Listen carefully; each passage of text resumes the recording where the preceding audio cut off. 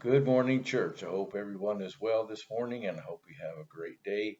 As I was going through my quiet time this morning, I'm in the book of Deuteronomy, which I really love because it's so simple and so easy to understand and makes things really quite easy to follow the Lord because He gives you the choice of obedience and disobedience, of blessing and cursing.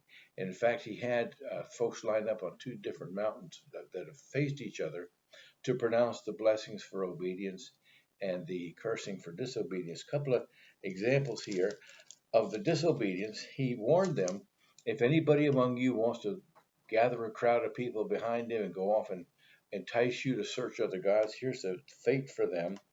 In chapter 13, verse 10, it says, you shall stone him with stones until he dies, because he sought to entice you away from the Lord your God, who brought you out of the land of Egypt from the house of bondage. That's very simple, very easy to understand. And then the blessing over in chapter 11 for obedience and love, he says, and I will send grass in your fields for your livestock that you may eat and be filled. Now, that doesn't resonate so much with us today because we don't really depend on livestock. We don't really depend on grass.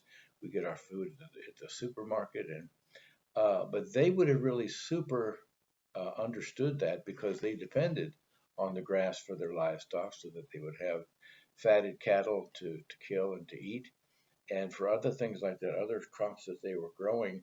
But we could transfer that to our own lives, to our own particular need for blessing. We don't need necessarily to have the grass growing or our livestock being fed, but we have other needs. We have social needs, we have spiritual needs, we have physical needs, we have other areas of our lives that we need to have blessed also. So we need to make sure that we are following Him, obeying Him, and getting the blessing from Him. Amen. Okay, go and have a good and godly day.